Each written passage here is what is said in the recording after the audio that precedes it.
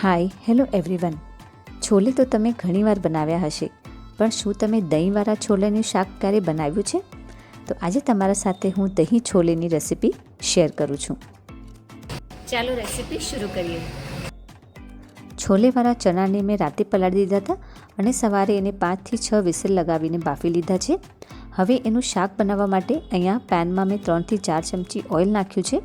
Oil ગરમ થાય એટલે એમાં નાખ્યું છે જીરું અને થોડીક હિંગ. ફ્લેમને લો ટુ મીડિયમ રાખવાની છે. સરસથી મિક્સ કરી લઈશું આને.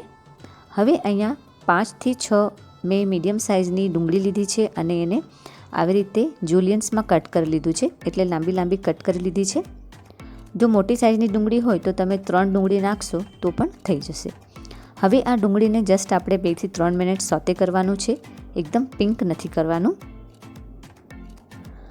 2 થી 3 મિનિટ પછી અહીંયા તમે જોઈ શકો છો મેં ટમાટરની પ્યુરી એડ કરી છે, એટલે 2 થી 3 લગભગ મીડિયમ સાઇઝના ટમાટર લીધા હતા અને એને ગ્રાઇન્ડ કરી લીધા છે. સરસથી મિક્સ કરી લઈશું.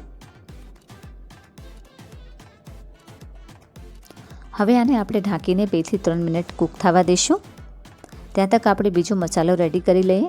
અડધી વાટકી મેં મોડું દહીં લીધું છે, એમાં 15 થી 20 કાજુ નાખું છું, 1 લીલું મરચું, 1 ઇંચ આદુનો ટુકડો, 4 થી 5 લસણની કણી, 1/4 ટેબલસ્પૂન હળદર, 1 ટેબલસ્પૂન લાલ મરચું પાવડર, 1 ટેબલસ્પૂન ધાણા પાવડર, 1/4 ટેબલસ્પૂન જીરુંનો પાવડર અને બધી વસ્તુને આપણે ગ્રાઇન્ડ કરી લઈશું. હવે અહીંયા 2 થી 3 મિનિટ પછી આપણે ફરીથી એને ઓપન કરી લઈએ. સરસથી મિક્સ કરી લઈએ. તમે જોઈ શકો છો કે ડુંગળી અને ટમાટર સરસથી કૂક થઈ ગયું છે. હવે જે આપણે મસાલો રેડી કર્યો તો દહીંવાળો, એને બધો જ એમાં નાખી દઈશું. સરસથી મિક્સ કરી લઈશું.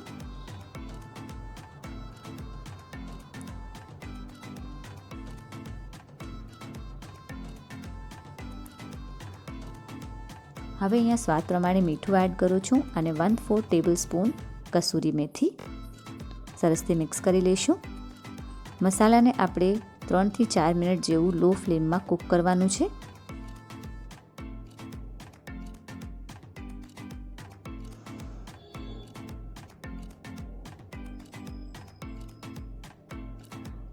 તો અહીંયા તમે જોઈ શકો છો ફ્રેન્ડ્સ, ચણા એકદમ સરસથી બફાઈ ગયા છે.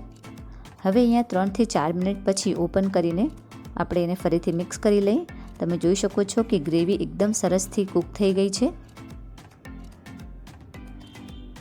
અને હવે આમાં આપણે ચણા એડ કરી દઈશું. સરસથી મિક્સ કરી લઈએ. તો ફ્રેન્ડ્સ, જેમ આપણે છોલાની સબ્જી લગ્ન પ્રસંગમાં ખાતા હોઈએ અને જે રેસ્ટોરન્ટમાં છોલે ચનાની સબ્જી મળે છે, એકદમ સેમ એવી જ સબ્જી બનીને રેડી થાય છે. તો તમે જો ક્યારે ન બનાવ્યું હોય દહીંવાળા છોલા, તો તમે જરૂરથી ટ્રાય કરજો. થોડાક ચણાનું પાણી મેં અલગથી રાખી દીધું હતું, એ મેં આમાં એડ કર્યું છે. તો ગ્રેવી તમે જાડી કે પાતળી પોતાના ટેસ્ટના અકોર્ડિંગ એમાં એડજસ્ટ કરી શકો છો.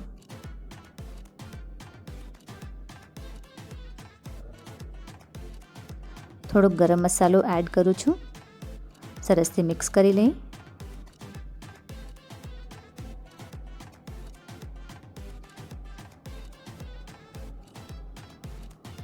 હવે આને ઢાંકીને આપણે કૂક થવા દઈશું. તો લગભગ 5 મિનિટ જેવું મેં એને લો ફ્લેમમાં કૂક થવા દીધું છે, એટલે મસાલા એકદમ સરસથી આમાં મિક્સ થઈ જાય.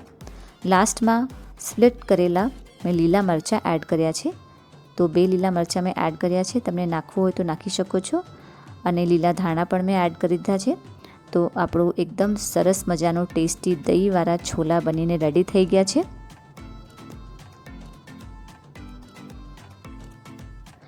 તો ફ્રેન્ડ્સ, એકદમ સરસ મજાનું ટેસ્ટી દહીંવાળા છોલાની સબ્જીને આપણે રાઈસ સાથે સર્વ કરીએ અને તમે આને રોટી પરાઠા સાથે પણ એન્જોય કરી શકો છો. જો મારી રેસિપીઝ તમને ગમતી હોય તો મારા ચેનલને લાઇક, શેર અને સબસ્ક્રાઈબ કરજો. હું ભાવના ફરીથી મળીશ તમને નેક્સ્ટ વિડીયોમાં એક સરસ મજાની હેલ્ધી રેસિપી સાથે. Thanks for watching.